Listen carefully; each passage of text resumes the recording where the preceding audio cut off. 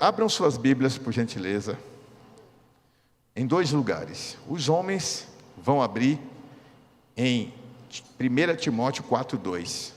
Os homens, 1 Timóteo 4:2.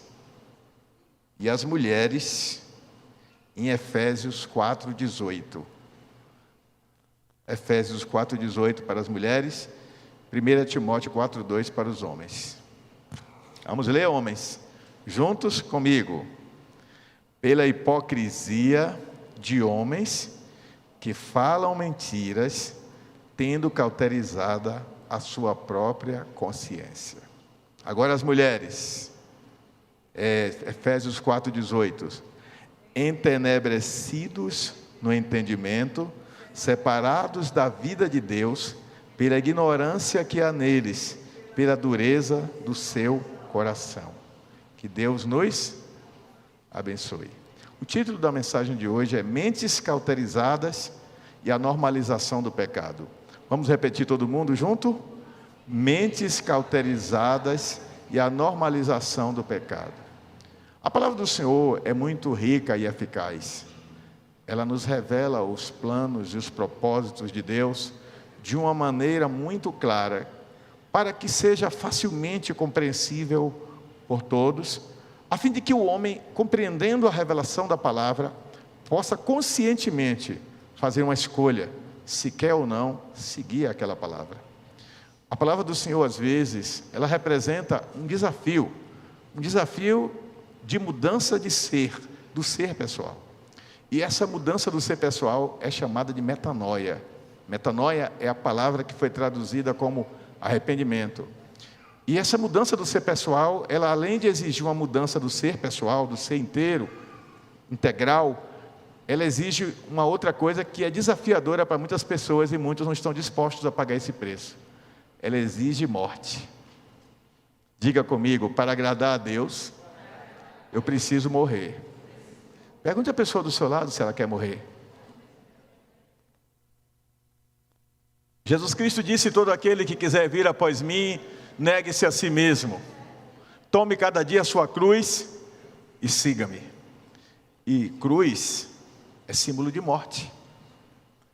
É símbolo de sofrimento. É símbolo de sacrifício. Foi na cruz que Jesus se tornou sacrifício pela humanidade. Foi na cruz que Jesus experimentou 2 sofrimentos pelos pecados que não eram dele. Foi na cruz que ele conheceu a morte, pelo meu e pelo seu pecado. Mas foi na cruz que ele cumpriu o propósito de dar ao homem a oportunidade de se tornar filho de Deus. E essa coisa de se tornar filho de Deus na cabeça de muitas pessoas é mais um discurso, quer dizer, é uma coisa retórica, que está só na palavra, não é uma coisa real. Porque alguns não conseguem entender a realidade da cruz dentro de uma perspectiva espiritual. Fala-se muito em cruz e as pessoas pensam naquele objeto de madeira, cruzada a madeira uma na outra. A pessoa pensa no objeto físico, a pessoa não entende que quando a Bíblia fala de mensagem da cruz, a Bíblia não está falando do objeto cruz. Ela está falando da simbologia do sacrifício daquele que morreu para que eu e você pudéssemos ter vida e vida em abundância.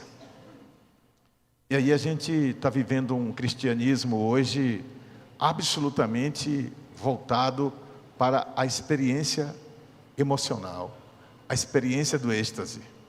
E eu não me canso e não me cansarei de repetir isso, porque eu tenho consciência, enquanto pastor, que a igreja que eu pastoreio ainda sofre essa influência. Não estimulada nem ensinada por mim, mas vivemos a era digital, a era da internet. E na era digital, na era da internet, aquilo que está na internet, que está no Instagram, que está no YouTube, que está nas plataformas diversas, TikTok e tantas outras que tem por aí, e que é copiado, imitado por milhares, quando não milhões, parece que é regra. E aí a gente vê crente, eu não estou falando de pessoa que finge que é crente, não, eu estou falando de gente que é crente de verdade, mas que ainda tem uma mente, em algumas áreas, cauterizada. O que é uma mente cauterizada? Eu já falei outras vezes, ainda vou falar outras vezes. É uma mente que foi tornada insensível, porque cauterizar é queimar uma ferida, é queimar a carne de algum modo, e ela se torna insensível naquele lugar. E do mesmo modo o apóstolo Paulo se apropria dessa palavra para dizer que existem mentes que estão cauterizadas pelo pecado. Então o primeiro ponto que eu quero chamar a atenção de você é o que é ter uma mente cauterizada. Pergunte à pessoa próxima de você: você sabe o que é uma mente cauterizada? Diga: mente cauterizada é uma mente insensível ao pecado. Sabe quando a pessoa já pecou há tantas vezes que para ela é normal? Ela peca e ela não sente culpa, porque a mente dela já condicionou um padrão. É como uma pessoa que busca o prazer em uma substância. Eu falei isso há poucos dias e estou repetindo, porque o Senhor me levou a falar isso em cima de algo que eu vi. Eu vou dizer já o que foi. O apóstolo João, quando estava aqui na terra, aquele que escreveu o Apocalipse, a primeira e segunda carta, terceira de João, o Evangelho de João, esse João que escreveu 5 dos livros da Bíblia, ele ficou em Éfeso, uma cidade da Ásia Menor, que é mais ou menos onde hoje é a Turquia. E ele ali pregava até os seus 90 e tantos anos, e ele não andava mais, ele não tinha força nas pernas, e carregavam ele numa espécie de andor. Assim diz a história. E paravam ele e diziam: mestre, ensine-nos algo novo. E ele dizia: amai-vos uns aos outros, como eu vos amei. Sim, mestre, mas isso o Senhor já ensinou a semana passada, e na outra. Ele disse: vocês já estão vivendo? Quando vocês começarem a viver o amor ao próximo, como o mestre nos ensinou, vocês não me pedirão mais que ensine nada novo. Porque a essência da fé cristã está em amar a Deus sobre todas as coisas e ao próximo como a si mesmo. Só que o eixo central de conexão entre o amor a Deus, que é o amor vertical, e o amor ao próximo, que é o amor horizontal, sou eu que estou aqui. O vértice sou eu.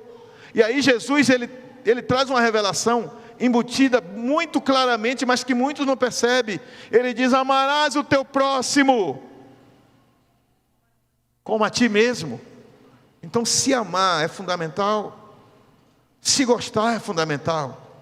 E esse se amar não é uma atitude egoísta de eu primeiro, é uma atitude de se proteger, de se resguardar daquilo que faz mal. Esses dias eu tomei uma decisão de cortar alguns alimentos da minha dieta, porque eu fiz alguns exames e constatou, como eu disse há um tempo atrás, gordura no fígado. Então eu tenho que cortar alguns alimentos, tenho que fazer exercícios. Mas eu precisei me sentir incomodado para ir ao médico. E indo ao médico constatar o problema. E constatando o problema, tomei uma decisão. Quando o homem tem a mente cauterizada, ele já não se incomoda com o pecado. Ele pode ir a 1000 médicos dizendo que ele tem 1000 doenças e ele não vai fazer nada para mudar aquilo. Porque ele já não teme as consequências da doença. Estão entendendo o que eu estou falando? Quando você não teme as consequências de uma doença, você mergulha numa rota de morte. Imagina uma pessoa que tem diabetes e que o médico disse: olha, 0 doce, corta o doce total. Mas o indivíduo diz: não, um docinho de vez em quando não faz mal. E ele tem um amiguinho que não tem diabetes e diz: esses médicos também gostam de exagerar. Come um docinho, toma uma cachaçinha. E o álcool é um veneno para quem tem diabetes. Mas tem muita gente que é diabética e consome álcool. Tem muita gente que é diabético e come doce. Está se matando. Como existem outras coisas também que fazem mal à saúde e as pessoas consomem. Eu, por exemplo, cortei refrigerante da minha dieta. De vez em quando ainda caio em tentação. Mas é muito raro. Mas eu vou chegar ao ponto de libertação total. Com o pecado é a mesma coisa.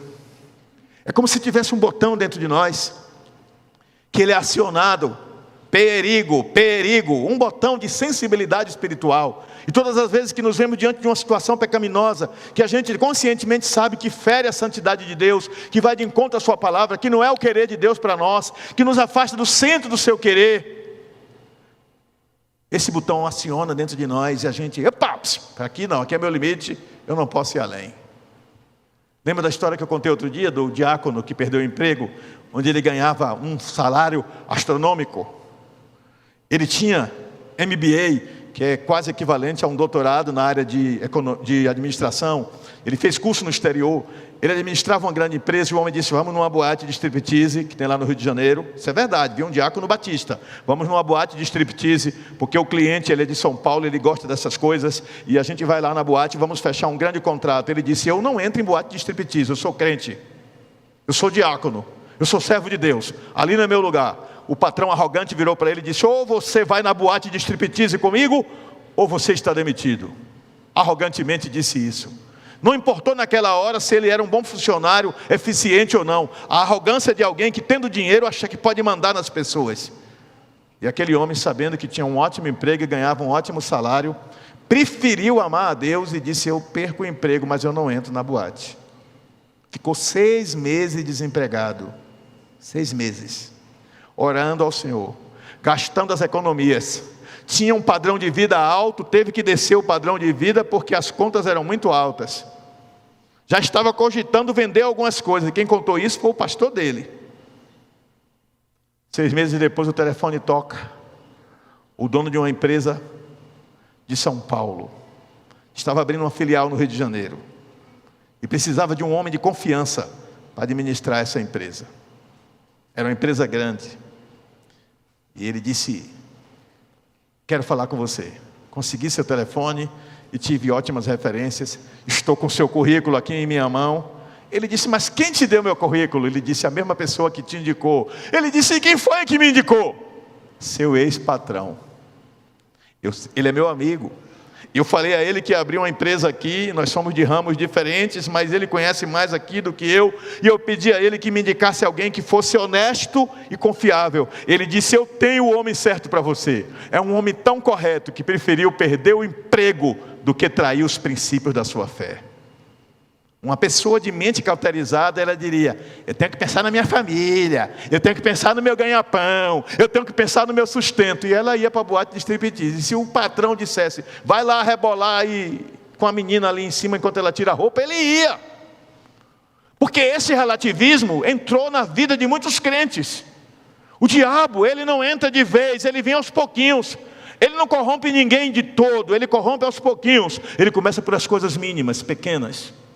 Pequenos conceitos que você vai fazendo concessões, abrindo exceção. Não, isso aqui não tem nada demais. Vem cá, chega aqui, senta aqui com a gente no bar. Não, rapaz, aí não é um lugar decente, passa alguém que me conhece, eu tenho um testemunho que eu sou crente, vai me ver, vai pensar que eu estou bebendo. Senta aqui, rapaz, não tem nada demais. Aí você senta.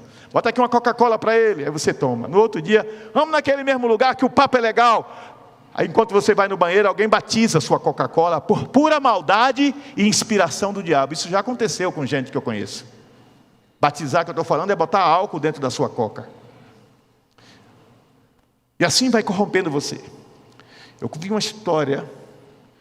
uma história de um irmão que mora aqui em Juazeiro. Não vou dizer quem é o irmão, nem qual é a igreja.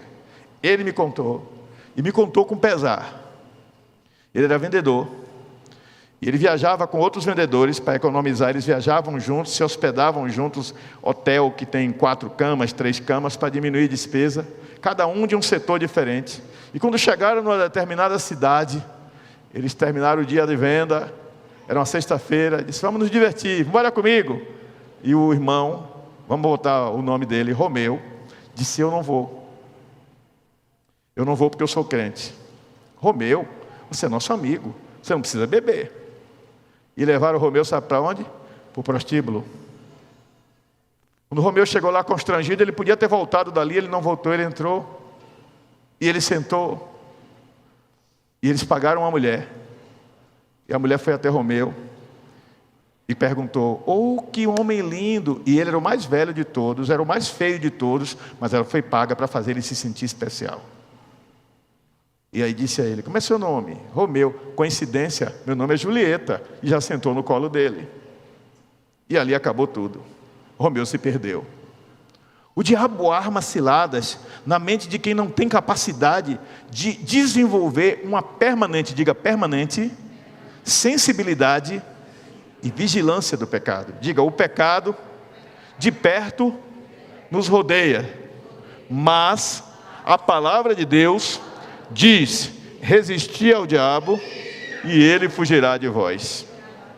Chega desse evangelho triunfalista, que só prega vitória, que só prega bênção, e que faz vista grossa para o pecado, que está campeando e prosperando dentro da igreja. É preciso a igreja resgatar o senso de sensibilidade espiritual. Diga, sensibilidade espiritual. Jesus, quando entrou no templo, encontrou o povo comercializando dentro do templo, algo que era proibido pelo Senhor. Jesus pegou o chicote e expulsou os vendedores do templo, porque as pessoas já estavam tão acostumadas com aquilo, e com os lucros que obtinham com aquilo, que ninguém se importava mais. João Batista, quando denunciou o pecado de Herodes, terminou pagando com a sua própria vida e foi decapitado, porque os sacerdotes, escribas e fariseus da sua época sabiam dos abusos de Herodes, mas ninguém tinha coragem de dizer nada.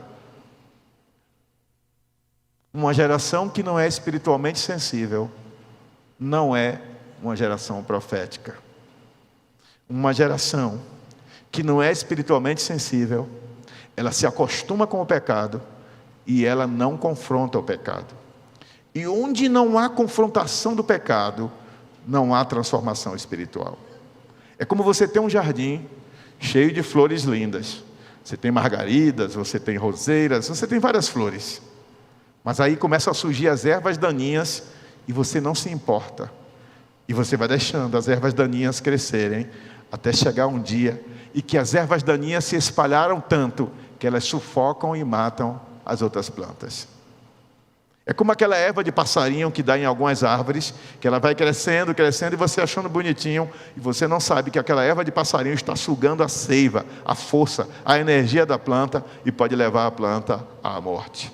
O pecado vem e gruda na consciência de algumas pessoas e as torna espiritualmente insensíveis. E se é este o seu caso, eu clamo a você em nome de Jesus, clame para que o Senhor restaure a sua sensibilidade espiritual. Posso ouvir um amém? Uma característica muito comum na pessoa que tem a mente cauterizada é que ela não sente mais remorso ou culpa ou necessidade de arrependimento. Ela não sente nem remorso. Porque o remorso está associado à culpa. O arrependimento está associado à mudança de vida, à transformação. Pedro se arrependeu de ter negado Jesus e foi restaurado. Judas sentiu remorso, sentiu culpa e se matou. A pessoa de mente cauterizada, ela não sente nem isso. Ela se comporta como se aquilo não significasse nada. Ela reage como esse objeto aqui reage enquanto eu bato nele. Não é um objeto vivo, não é um objeto sensível. Então, não é um ser senciente, que sente as coisas, não está sentindo nada, é um objeto, é um ser inanimado, sem vida, e aquela vida que não tem mais sensibilidade espiritual, ela morreu para o pecado.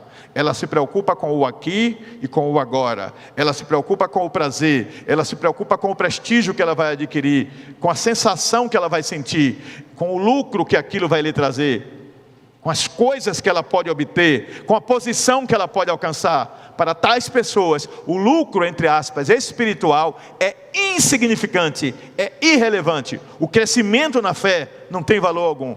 E essas pessoas às vezes estão dentro da igreja. E o que é que elas fazem? Elas usam a máscara da religiosidade. Elas vêm ao culto, elas cantam hinos, elas levantam a mão, dão glória a Deus, aleluia. Tem delas que dizem que até falam em línguas. Elas dizimam, ofertam, até participam dos ministérios da igreja, mas é tudo apenas um ato de religiosidade, um ato de aparência, para que a sociedade continue vendo-as como aquilo que elas já não são. Isso me lembra o brilho de Moisés. Moisés, o grande homem de Deus, cometeu um erro. Ele foi ao monte orar e teve intimidade com Deus e voltou com o rosto brilhando. Ótimo. Quando o povo olhava para ele, não aguentava o brilho dele, não é isso? Mas aí ele usava um véu.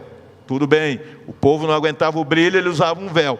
Só que em algum momento aquele brilho deixou de existir. E ele continuou usando o véu para manter a aparência de que a glória de Deus ainda estava sobre ele. Está cheio de gente assim. Está vivendo uma aparência. Usa uma linguagem de um evangeliquez que foi produzido no nosso meio, que faz parecer que a pessoa é espiritual, que faz parecer que a pessoa é santa, que faz parecer que a pessoa é de Deus. Mas eu vou te dizer, tem 3 coisas que você tem que colocar em prioridade. A primeira coisa é Deus acima de todas as coisas. Conhecer a vontade de Deus e cumpri-la é a coisa mais importante. A segunda coisa é você, no sentido de buscar ser santo, no sentido de buscar ser um templo vivo para o Deus vivo. Pois Deus diz na sua palavra: se alguém destruir o meu templo, que sois vós, eu também o destruirei. Então Deus quer santidade. E a Bíblia leva isso tão a sério que a Bíblia diz em Hebreus que sem santidade ninguém entra no céu. Segui a paz com todos e a santificação, sem a qual ninguém verá o Senhor. E a terceira coisa é a sua família. Se você prioriza Deus e prioriza assim no sentido de santidade, você deve priorizar a sua família. Porque a família é um presente de Deus para você. Você deve amar e lutar pela sua família. Você deve orar pela sua família, jejuar pela sua família, pagar um preço pela sua família. E por mais difícil que seja a sua família, Deus colocou você ali, Deus inseriu você ali com um propósito espiritual. Você pode ser talvez o canal através do qual Deus quer trazer à existência a transformação espiritual que a sua família precisa. Deus só precisa de um homem ou de uma mulher espiritual, que tenha temor do Senhor verdadeiro na alma, que não tenha vergonha de pagar um preço de intercessão. A Bíblia diz que Daniel estava orando, e depois de 21 dias é que ele recebeu a resposta. E ele orou pela restauração de Jerusalém. E quando o anjo chegou a ele, a Daniel capítulo 10, o anjo diz assim: olha Daniel, desde o primeiro dia que você se dedicou à oração, o Senhor te ouviu. Ele não estava orando só pela família dele não, ele estava orando pela nação, pelo povo de Israel, que estava escravizado. Desde o primeiro dia o Senhor te ouviu. Mas o principado da Pérsia me resistiu por 21 dias. Então, Miguel, disse Gabriel, que é anjo, Miguel, que é um arcanjo, anjo de guerra, veio me ajudar. E aqui estou com a resposta do Senhor. Neemias era copeiro do rei, o homem que provava a comida do rei, que era homem de confiança do rei, para que não envenenassem o rei. E Neemias estava escravo na terra distante. E então chegaram de Jerusalém seus irmãos, Hanani e outros. E a primeira coisa que ele perguntou foi: como está o povo de Jerusalém? Como é que está a cidade santa? E eles disseram: os muros estão fendidos, as portas estão queimadas, a cidade está arrasada e destruída. Todos estão em miséria e opróbrio, vergonha, pobreza, ruína. O fracasso é total. Só existe 2 sofrimentos. Este é o retrato de nossa amada Jerusalém. O que foi que ele sentiu? Ele sentiu identificação espiritual. E a Bíblia diz que por 3 dias ele não comeu e nem bebeu. Ele se colocou aos pés do Senhor em oração e jejum. E no 3º dia ele foi ao rei. E por ele ter gastado um tempo na presença do rei, por ele ter sensibilidade espiritual, diga sensibilidade espiritual. Quando ele chega na presença do rei, e ele diz: olha, minha cidade está destruída, está assim, assim, assim. A Bíblia diz que o rei gostava tanto dele que disse: eu vou te dar soldados para te guardar, eu vou te dar material, dinheiro para você comprar material, para reconstruir tudo, vou te dar liberdade para você formar uma equipe, vá, reconstrua os muros, conserte a cidade e depois volte. Ele aceitou tudo, menos uma coisa: a proteção dos guardas. Porque ele disse: como eu posso aceitar a proteção dos guardas do meu rei? Se eu estou dizendo a ele que eu sirvo ao Deus poderoso, que é o Senhor de toda a terra, se ele não pode me proteger dos meus inimigos, então ele não é Deus. Sensibilidade espiritual gera confiança em Deus. Sensibilidade espiritual gera dependência de Deus. Sensibilidade espiritual gera movimento espiritual a partir do querer de Deus. E eu sei que as pessoas que estão me ouvindo aqui hoje são pessoas de Deus. Você quer se mover no sobrenatural, amém? Tudo que você faz, você quer que seja a vontade de Deus. Isso é tão sério que Tiago diz assim: nunca diga eu vou fazer negócio naquela cidade, mas diga eu vou, se o Senhor quiser, naquela cidade. E se o Senhor quiser, eu farei negócio. E se o Senhor quiser, eu prosperarei. E se o Senhor quiser.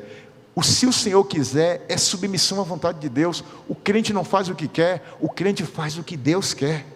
Porque tudo que Deus quer é muito melhor do que o que eu quero. Tem muita coisa que eu quero, que você quer, que é boa, mas que está fora do plano e propósito de Deus. Quer ver um exemplo? Deus mandou Jonas ir para Nínive. Ele pegou o barco para a direção oposta, Tarsis. O navio afundou, mas Deus não deixou ele morrer. O peixe engoliu, mas ele não morreu.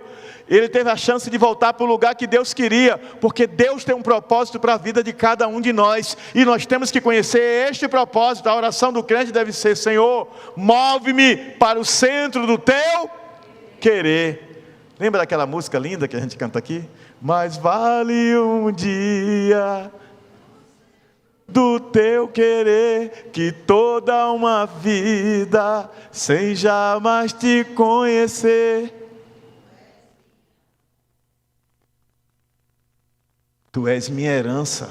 A minha herança é o Senhor. Então conhecer a vontade de Deus é fundamental. Mas mente cauterizada é mente que se acostuma com o pecado. Diga: mente cauterizada se acostuma com o pecado.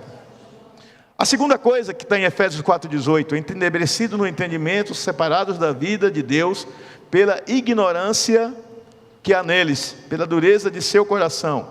Aqui esse versículo está falando sobre normalização do pecado. Quando o pecado é normalizado? Primeiro, ele produz uma mente obscurecida, uma mente embotada, uma mente que é como se tivesse uma nuvem diante dos olhos, que impede de enxergar direitinho. Sabe no nevoeiro? Quem aqui já viveu em lugar onde tinha nevoeiro? Eu já. Aquela neblina de manhã cedo, não é? Na época do frio, em alguns lugares, né? A senhora viveu. Gente, quem nunca viveu, um dia tiver a oportunidade de ir, vai ver. É uma neblina de manhã que você olha, você não vê 2 palmos na sua frente. Os ingleses chamam de fog, F-O-G, a neblina que tem em Londres. Andam com cuidado, olhando onde pisa, se não vai se esbarrar em alguém. Alguns andam com lamparina, andavam antigamente.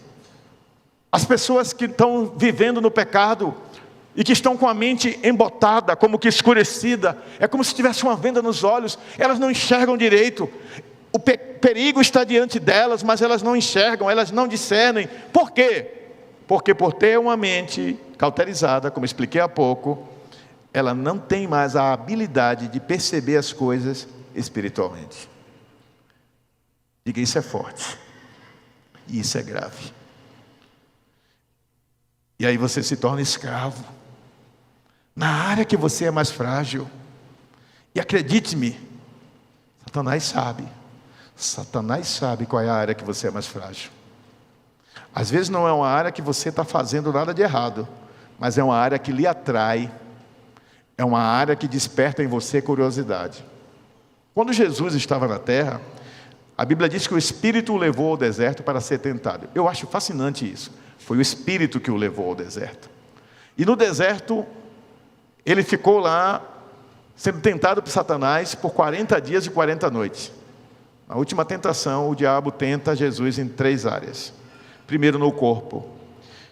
Tu estás com fome? Claro, 40 dias e 40 noites, tinha fome. Transforma essa pedra em pão, porque você tem poder para isso. Jesus vira para Satanás e responde com a palavra de Deus: nem só de pão vive o homem, mas de toda a palavra que sai da boca de Deus. O que Jesus estava dizendo é que você precisa de coisas materiais, mas as coisas materiais não são mais importantes do que estar no centro da vontade de Deus. Em Mateus 6,33 ele diz: buscai primeiro o reino de Deus e a sua justiça, e as demais coisas que você precisa vos serão acrescentadas. Diga comigo: isso é viver pela fé. Gente, estamos precisando resgatar esse amor primário e primeiro de viver pela fé, de viver segundo a vontade de Deus e segundo a direção do seu Espírito Santo. A palavra do Senhor diz que todo aquele que é nascido de Deus é guiado pelo Espírito de Deus. Significa que é levado, é conduzido pelo Espírito de Deus. Não é o que eu quero, não é o que eu acho que é bom para mim, não é o que vai me trazer prosperidade, o que vai me trazer riqueza, o que vai me trazer lucro, o que vai me trazer prestígio, o que vai me trazer prazer e etc. É o que Deus quer. E para isso eu tenho que morrer para mim mesmo. Porque se eu não morrer para mim mesmo, como eu disse no começo da fala, eu vou sempre fazer o que é bom para mim na minha visão humana. Por quê? Porque eu vou entender as coisas materialmente. intelectualmente, emocionalmente, mas não vou entender espiritualmente. Por quê? Porque a palavra de Deus diz que o homem natural, ele entende as coisas naturalmente, mas o homem espiritual, ele discerne, quer dizer, ele interpreta as coisas espiritualmente. E para isso é preciso ter uma mente ungida. Uma mente ungida. E você só tem uma mente ungida quando você deixa o Espírito Santo tocar você. Diga para a pessoa do seu lado o seguinte: diga, irmão, precisamos deixar que o Espírito Santo nos toque. Quem diz amém? Glória a Deus. Mas dentro desse contexto, que é muito abrangente e profundo, é preciso observar dois aspectos.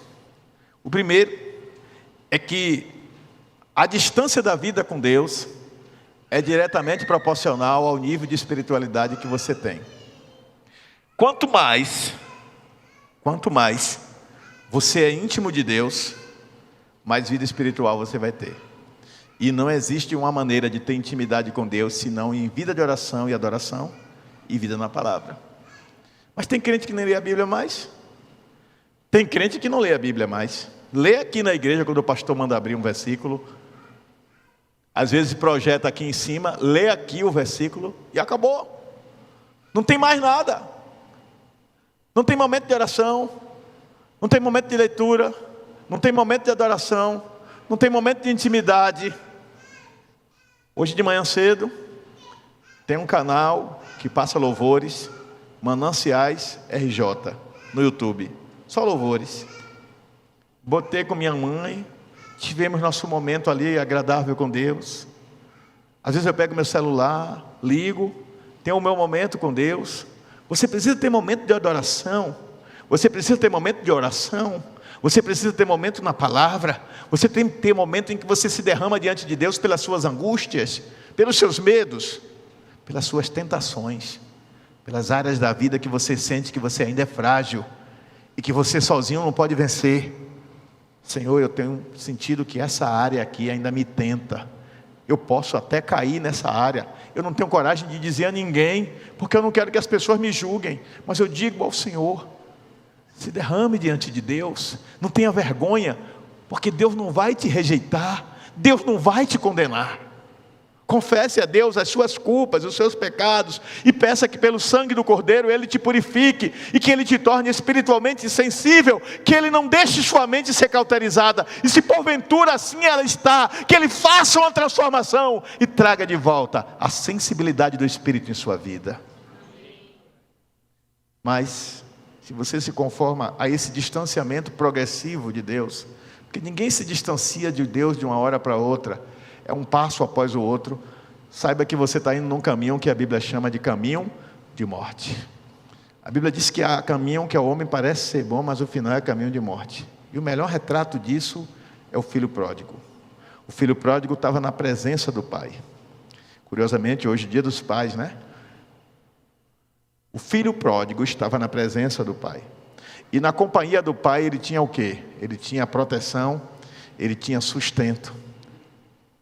Ele tinha o amor do pai, ele tinha a presença do pai, o ensinamento do pai. Ele não estava só, ele não estava desprotegido nem desamparado. Mas ele começou a ver seus amigos se divertindo, dizendo que conhecia o mundo, que tinha experimentado isso e aquilo. Ele começou a querer experimentar. E quem tem a mente cauterizada e normaliza o pecado na sua vida, passa a viver por iniquidade. Você sabe o que é iníquo? Você já viu essa palavra na Bíblia, não já? Iníquo é o homem, mas pode ser para a mulher também, iníqua. O conceito de iniquidade é quando você faz com que o pecado se torne uma coisa normal, comum. Iniquidade é a normalização do pecado. Não tem nada demais, eu faço isso e estou vivinho da Silva. Deus não mandou nenhum raio do céu para me matar. Eu amo fazer isso. E aí você faz.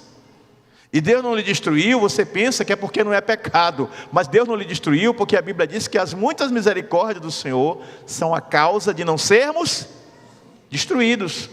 Porque Satanás, ele veio para três coisas. Ele veio para roubar, matar e destruir.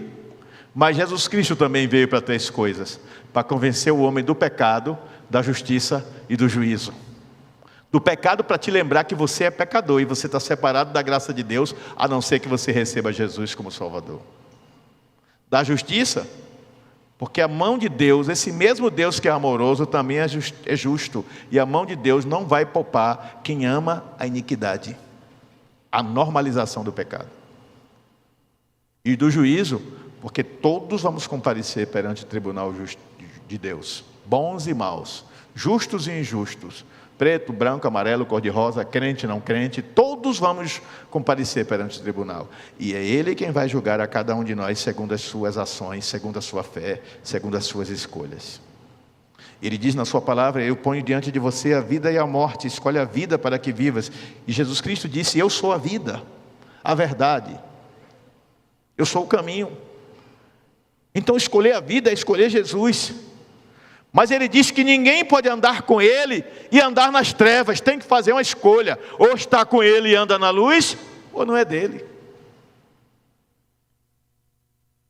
E há pessoas, há do verbo haver, há pessoas que não querem estar numa igreja em que prega o que eu estou pregando aqui agora.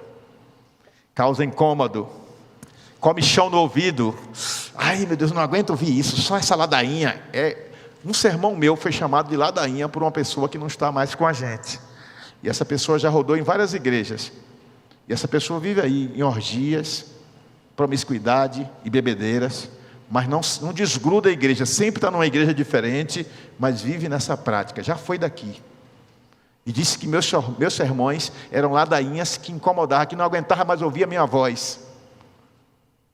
Porque eu estou pregando a palavra.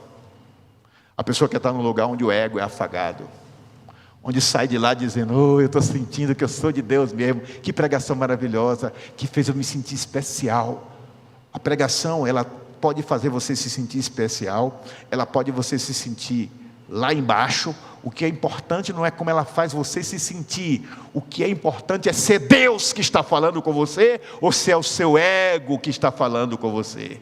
Tem gente que está conversando consigo mesmo, é o seu ego falando consigo, e não o Espírito. E quando o seu ego fala consigo, quando você se preocupa apenas com aquilo que te satisfaz, significa que você já se separou, já se distanciou completamente do plano e do propósito de Deus para a sua vida. Diga comigo: misericórdia.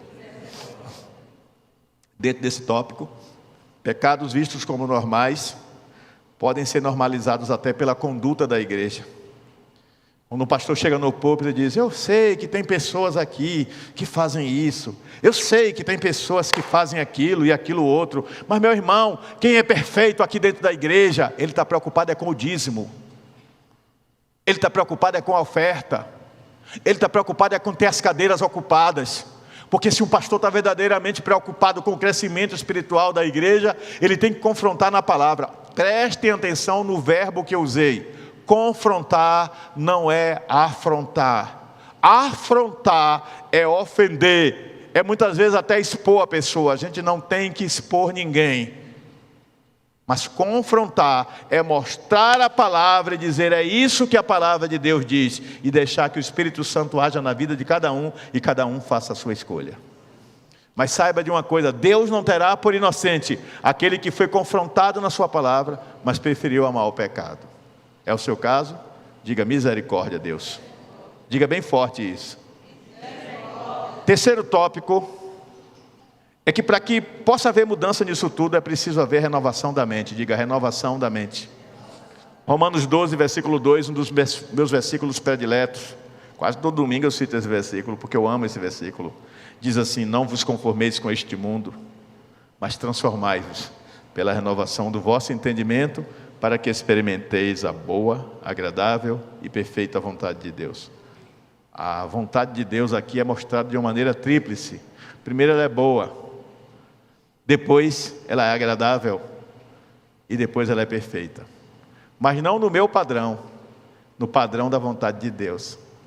Só que muitas vezes no padrão da vontade de Deus é como você sentar na mesa da sua casa, e sua mãe ou sua esposa, ou seja quem for, preparou uma comida. Você está precisando se recuperar de uma enfermidade, e a pessoa preparou uma comida, e está lá vários pratos na mesa, e você cresce o olho justamente naquilo que você não pode comer, porque aquele alimento para o que você tem, ou para o remédio que você está tomando, aquele alimento não pode. Aí você vai pegar a pessoa, bate na sua mão, tira a mão daí, que você não pode comer isso. Você sabe que não pode. Você olha para a pessoa e diz assim: essa pessoa não me ama. Justamente aquela pessoa é que te ama. Aquela pessoa é que se importa com você. E a pessoa não quer que você coma porque sabe que aquilo faz mal para você. Outras pessoas na mesa podem comer, mas você não.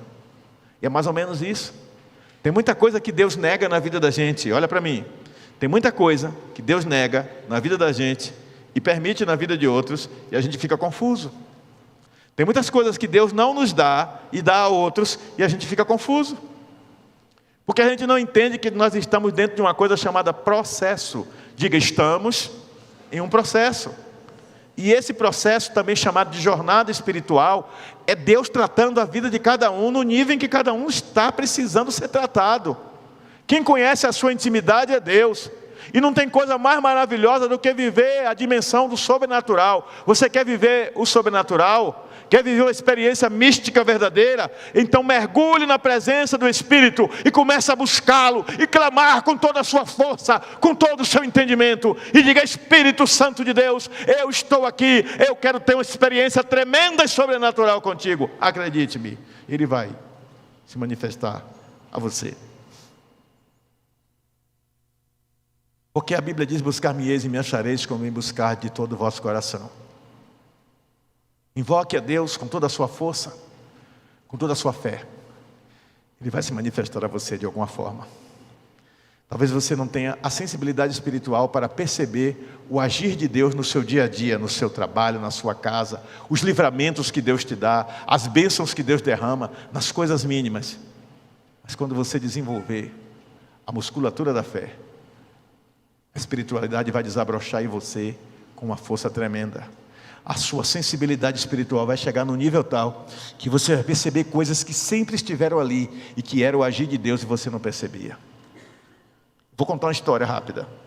Eu te conheci um pastor, Jesus já levou para perto dele, chamado Paulo Solonca.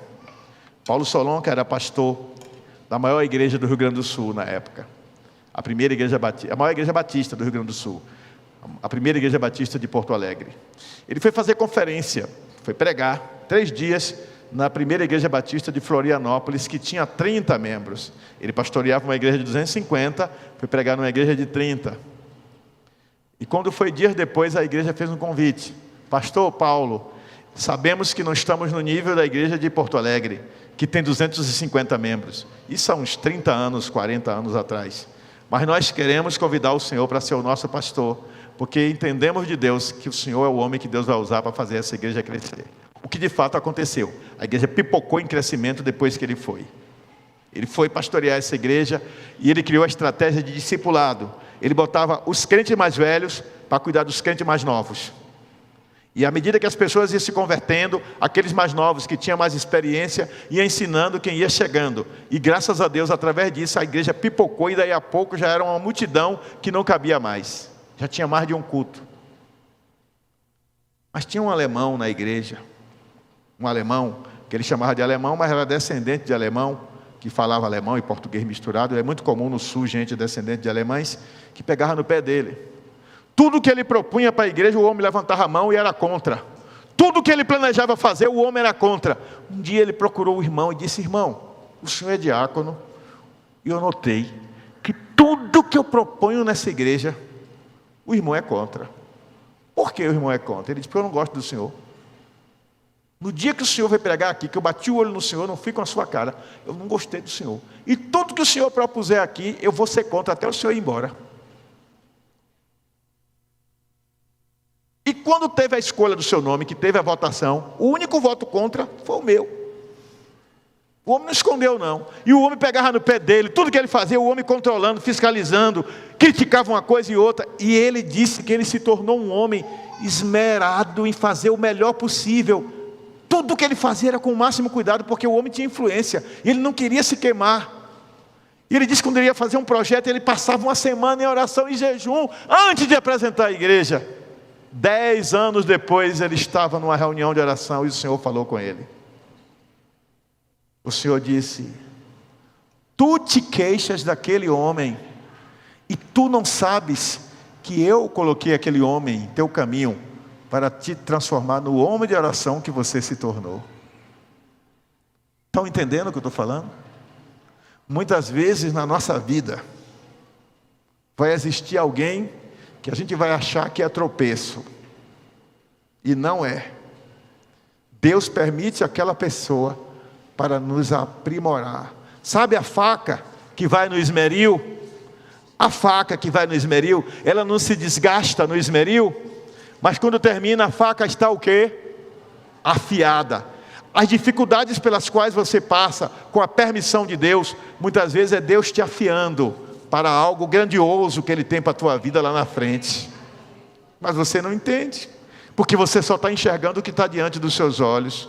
Você só está enxergando com a mente humana, mas você precisa ter uma mente renovada segundo a vontade de Deus. Eu posso ouvir um amém? Dentro desta premissa, nós podemos afirmar duas coisas. Primeiro, que não devemos nos conformar com o padrão do mundo. Você é chamado para ser um insurgente. Insurgente é aquele que se levanta contra. Insurgente é aquele que se opõe ao que está estabelecido. E você tem que se insurgir contra uma única coisa: contra o pecado. É a única coisa contra a qual você tem que se insurgir, é contra o pecado. Primeiro, o pecado na sua vida. Segundo, o pecado na vida das pessoas que você tem influência.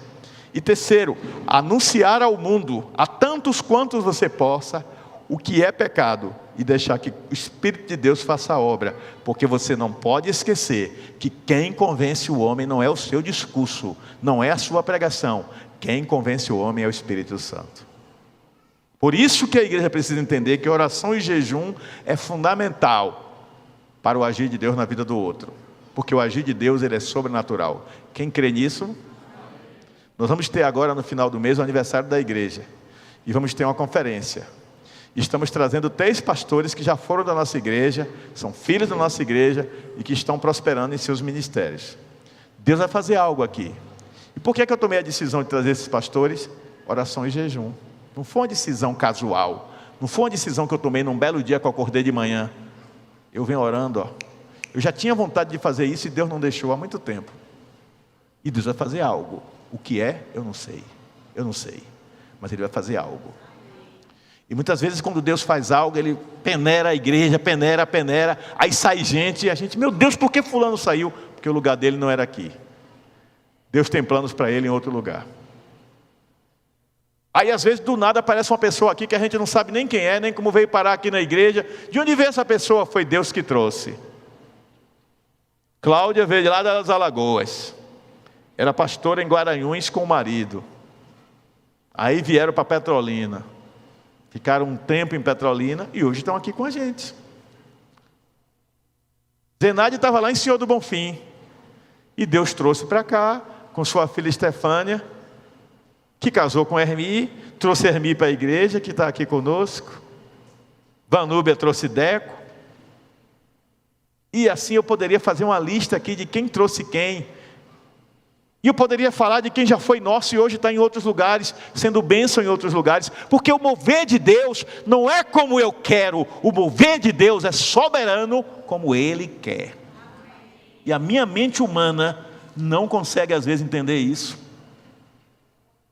Então você e eu, eu e você, precisamos parar de enxergar as coisas com o olhar humano e começar a pedir ao Espírito Santo que nos dê discernimento. O finado pastor Severino, foi pastor da primeira igreja batista de Sobradinho, eu gostava de conversar com ele, e teve um dia que eu perguntei a ele sobre o cair no poder de Deus, cair no Espírito, como o povo chamava. E eu virei para ele e disse: Severino, eu não tinha visto isso ainda, não tinha tido essa experiência. Eu disse: Severino, o que é que você acha desse negócio do povo que diz que cai no poder de Deus?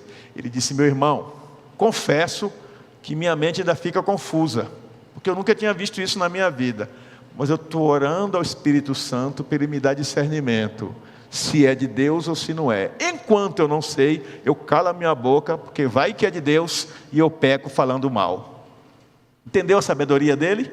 Tem muito crente que não conhece as coisas, ouviu falar, e isso não é de Deus, isso é do diabo. Pelo amor de Deus, vai investigar, vai saber primeiro. Eu conheço gente que caiu e não foi no poder de Deus, caiu endemoniado. Eu estava na hora presente. Eu conheço gente que caiu de fingimento. Para não ficar feio, todo mundo caindo, eu tenho que cair também. Buf. Conheço gente que fez isso, eu conheço até pastor que me confessou que fez isso. Nilza também conhece. Eu caí, rapaz, todo mundo caindo, eu ia ficar sem cair, eu caí. E você caiu o quê? Eu não senti nada, eu só caí. E eu conheço gente que caiu, e depois que se levantou, levantou no nível de unção que permanece até hoje. Então a diferença não está no cair, a diferença é o que te fez cair naquele momento.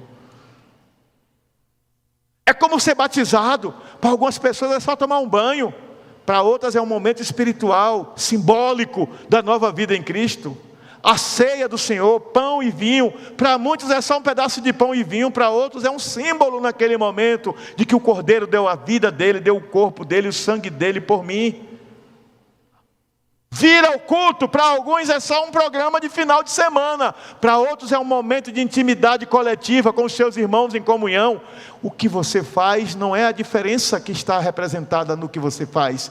O que você faz é a essência do porquê você está fazendo. Estão me entendendo? Um homem casa com uma mulher, põe uma aliança no dedo.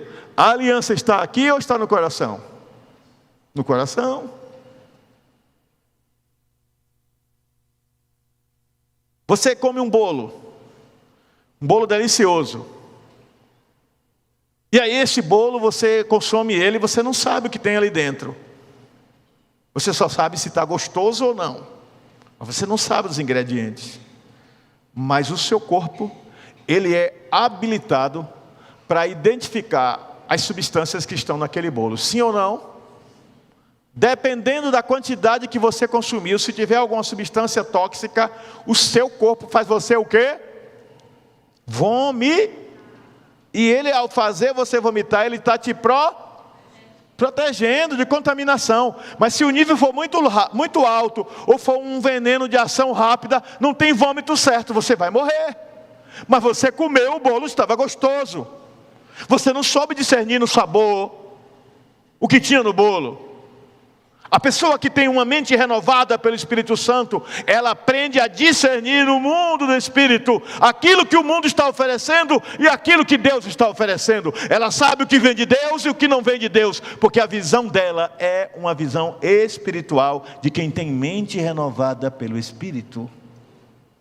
Diga assim: eu preciso dessa mente. Daí o uso da expressão mente ungida, porque ungido é o que significa Cristo. E a minha mente precisa ser ungida. Mas a outra coisa dentro desse tópico, que é o penúltimo, é que eu preciso ser transformado pela palavra. E aqui vem um segredo. Essa transformação, ela é de uma vez por todas ou ela é contínua? Ela é contínua. Por que ela é contínua? Porque ninguém está perfeito. Perfeito só existiu Jesus. Então eu vou me santificando a cada dia. Eu vou a cada dia descobrindo aspectos da minha vida que eu preciso deixar para trás. Coisas da minha personalidade que não condiz com o cristão. Comportamentos, ações e principalmente reações que eu preciso abandonar. Para que eu seja cada dia mais parecido com Jesus. E quem é que vai me dar o discernimento? Quem é? Quem é que vai me ajudar a entender? Uma moça está namorando um rapaz. O rapaz quer intimidade sexual com ela. Ela é crente. O rapaz também é crente, mas ele quer intimidade sexual com ela. E sexo dá prazer. Mas ela diz, ele ainda não é meu marido, eu não vou ter isso com ele. Mas o corpo dela diz, tenha besta, aproveita. A amiga da faculdade ou da escola, ou a prima, seja lá quem for, diz, aproveite a vida, sua boba, só se proteja. E aí você começa a relativizar as coisas. E aí você descobre que a sua amiguinha fulana faz, que a sua prima faz, que a irmã não sei quem faz, que a irmãzinha não sei quem faz, que aquela até a santinha lá do louvor, aquela outra santinha da intercessão também faz. E aí você diz assim, eu não sou a única. Não importa o que os outros fazem, não importa quantos fazem, o que importa é você. Então a santidade é uma escolha pessoal. Você tem a oportunidade de pegar dinheiro escondido na sua empresa ou dos seus pais, de vender objetos, jogar a culpa em alguém, para se divertir, para comprar alguma coisa que você quer, uma roupa, um sapato, uma joia. E você faz isso, porque você acha que ninguém está vendo e que ninguém vai se importar. A vida é feita de escolhas, gente. E quando temos uma mente renovada, nós ponderamos, nós pensamos segundo a mente de Cristo. E eu quero desafiar você a pensar com essa mente renovada e com essa visão ampliada de quem é transformado a cada dia pela palavra. Amém? O último tópico é como aplicar isso na vida diária cristã. Como aplicar isso na vida diária cristã? Mateus 5, de 13 a 14, diz assim: vós sois o sal da terra, e se o sal for insípido, quer dizer, sem gosto, o que se há de salgar? Para nada mais presta, senão para ser lançado fora e ser pisado pelos homens. Vós sois a luz do mundo, e não se pode esconder uma cidade edificada sobre um monte. Imagina uma cidade no alto de um monte, de noite, as luzes das casas acesas, não tem como esconder aquela cidade, o brilho dela vai ser visto de longe. O sal que você tempera a sua comida, se ele não tiver sabor, ele não serve. Você usa pelo sabor, você não usa o sal pela cor, nem pelo formato dele, você usa o sal porque ele produz um sabor, ele tempera as coisas, mas o sal tem que ser usado na medida certa. Pouco sal fica insosso, muito sal fica salgado demais, perde o sabor. Então você precisa encontrar o equilíbrio, e o Espírito de Deus quer que você encontre o ponto de equilíbrio. Amém? Sem sal, como preservar a verdade no mundo de hoje? Sem o sal da palavra, como impedir a corrupção espiritual? Sem a luz, como andar na vereda da justiça? A palavra do Senhor diz: luz para o meu caminho e lâmpada para os meus pés é a tua palavra, Senhor. Sem luz, como apontar o caminho para outras pessoas? A Bíblia diz que nós somos como luzeiros no mundo, levando outras pessoas a Cristo. Foi Paulo quem disse isso. Ser luz é decidir fugir das trevas, e fugir das trevas é decidir fugir da influência de Satanás. Conclusão. Primeiro, eu tenho que trazer bem claro na minha mente o perigo de uma mente cauterizada, porque vai me levar à normalização do pecado. Se eu decidir viver uma mente cauterizada, insensível, eu vou viver insensível ao pecado. Vou pecar cada vez mais, cada vez pior, e ainda vou até incentivar outras pessoas, conscientemente ou não. E vou achar que aquilo é normal e que não tem nada demais. A primeira expressão de uma pessoa de mente cauterizada é o uso dessa frase: não tem nada demais nisso, eu não vejo nada demais. Ela começa a relativizar as coisas. A segunda coisa dentro disso, dessa conclusão, é que eu sou chamado pelo Espírito Santo a renovar continuamente a minha mente de um modo consciente. De um modo consciente. Eu sei o que eu estou fazendo e por que estou fazendo. Eu escolhi agradar a Deus. Eu escolhi esperar. Eu escolhi me santificar. Eu escolhi me dedicar. Eu escolhi me afastar dessas companhias cujas conversações estão me influenciando. E a palavra do Senhor diz que as más conversações corrompem os bons costumes. Então, se você tem amizades, presta atenção, principalmente rapazes e moças, principalmente donas de casa que têm amiguinhas que ficam perdendo tempo com conversa besta, prestem atenção. Se você tem alguém que tem conversa tola com você e que fica tentando botar coisas na sua mente segundo os modelos e padrão deste mundo, eu te peço em nome de Jesus, se afaste dessas pessoas. É melhor perder uma falsa amizade que nos influencia para o mal do que perder a intimidade com Deus. Porque se você tem uma amiga ou um amigo que não te respeita a ponto de dizer coisas que não deveriam ser ditas, se afaste dessa pessoa. Essa pessoa não te respeita.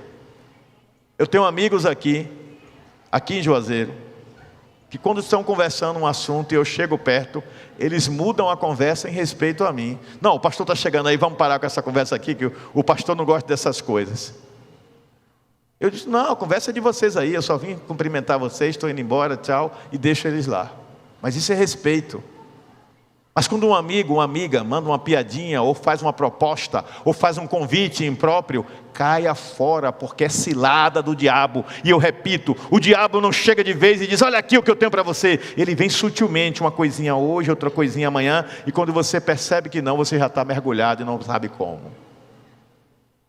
A Bíblia manda vigiar e orar, e não orar e vigiar. Vigiar e orar significa que eu tenho que estar atento ao pecado, atento ao perigo, atento ao que pode me corromper, me afastar do propósito de Deus. Eu não posso ter mente normalizada pela iniquidade. Eu não posso ter mente cauterizada. Eu tenho que ter mente sensível à voz, doce voz do Espírito Santo de Deus. E encerrando,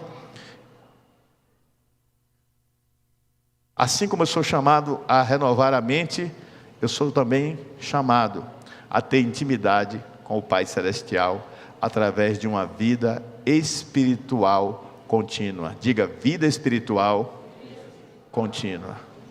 Jesus constantemente se separava dos discípulos, ia para lugares ermos, para jejuar e orar. Jesus mandou entrar no seu recinto, no seu aposento, sozinho, e conversar com Deus e apresentar a Ele a sua necessidade. Jesus nos estimula a termos intimidade com o Pai. E eu estou vendo as igrejas hoje, com todo respeito às igrejas em geral, não estou aqui julgando, eu estou vendo muitas igrejas hoje preocupadas com o espetáculo que atrai, com o espetáculo que mantém o público, e estão cada vez mais distantes da palavra que desafia a renúncia, à morte para o mundo e à vida para Deus. Paulo disse, eu já estou crucificado com Cristo, e eu não vivo mais, Cristo vive em mim. Cristo vive em você? Só Deus e você sabe. Eu não me atrevo a te julgar. Seja santo nas suas relações humanas, com a sua família, em seu namoro, seu noivado. Seja santo nos seus negócios, seja santo nas suas palavras, seja santo até nos seus pensamentos. Pois quando o homem não vigia, ele se torna escravo do pecado. E não é isso que eu desejo para você. Que o Senhor Jesus nos abençoe e nos ajude a sermos fortes e vencedores segundo a sua palavra. Amém? Fique de pé.